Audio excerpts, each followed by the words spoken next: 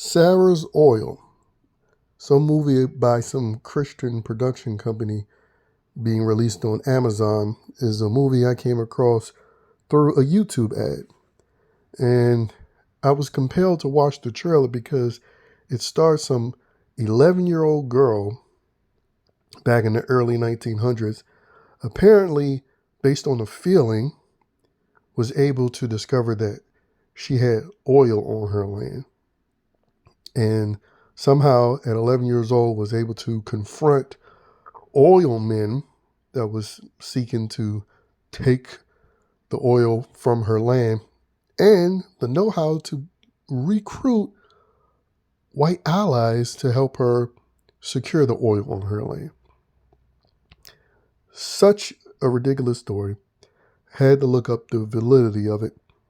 And yes, it's inspired by, as they said, a story about a young girl by the name of Sarah Rector, who, along with her family, was descendants of Creek Nation freedmen, formerly enslaved people freed after the Civil War under the 1866 Creek Treaty. And they were living on land on Indian territory in present-day Oklahoma, in which this whole situation occurred. Now, as far as having to confront, racist white oilmen, well, the reality is most of this conflict took place through her father and some allies who worked the courts. And yes, even in the Jim Crow era, where white people didn't allow black people to do anything, they were actually able to win in the courts. And this took place specifically back in like 1911, 1913, basically the early 1900s. And all of the sort of, racial slurs and violence and threats against the little girl's life were all false. There were no reported evidence of physical threats to the young girl personally. And again, it just goes to show you, even with this Christian production company, they're still pushing the racial ideology bullshit through these Hollywood tales of history, which I've come to find out have grossly exaggerated, or I should say flat out lied about the past. Because again, if you had these just, demonic evil whites that didn't allow Negroes to do anything, why would they ever have the opportunity to win through the court system in the Jim Crow era? I mean, hell, I've even looked up stories where the Klan decided that a black wasn't guilty of something that they were accused of. And I think that has something to do with some, Jewish situation where a Jewish person committed a crime, blamed the black, and the Klan found that the black wasn't guilty. And I'm just saying, just take it to the Arab world. The fact that even in America they had slavery, but they still had these treaties and agreements, post-Civil War, post-slavery, that Negroes could verify through the courts.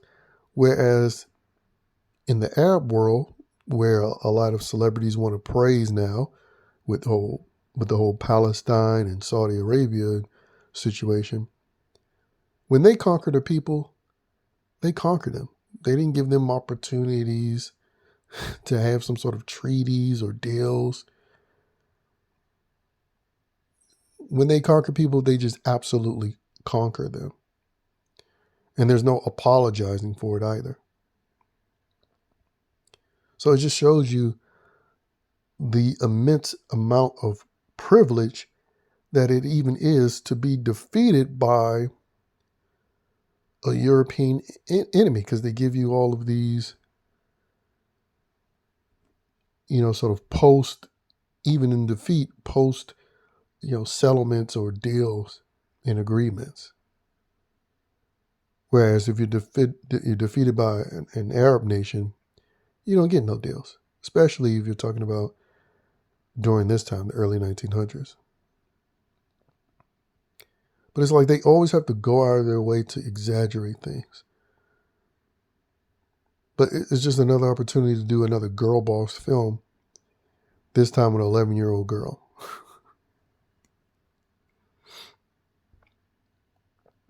And I can guarantee you, because this is like a Christian production company whose politics may slightly differ from the rest of the mainstream, this is them trying to show, hey, even though we slightly different politically, we're still, we're still woke too, basically. I mean, they could just never tell a straightforward story, especially when it's historically rooted in some racial narrative here in America. Because as I stated before in previous videos, I've found that Negroes weren't these meek, terrified people of white folks like they've loved to portray before in movies set in this time. And again, the reality is, it's just another opportunity to do a white man bad or white people evil, film. When in reality, there's a lot of more contemporary historical stories that they could tell about racial conflict where the minorities don't look so good. But when or will they ever tell those stories? No, never. And I can't even recall seeing one. Like, I can't recall ever seeing a story about talking about the black serial killer that killed, was specifically targeting white people to kill, like back in the 80s. Like, they'll never tell those stories. If it's going to be racial conflict, it's going to be about, white man bad or white people bad and some sort of, Negro minority being slighted. And then when you look up the actual historical event, you see how exaggerated it is. And again, especially these type of stories set in the history of America. Like, you can never, you can almost guarantee they're going to go out of their way and basically lie about it. But anyway, I just had to give my thoughts on this because this is a trailer I came across recently and it was just too ridiculous not to comment on.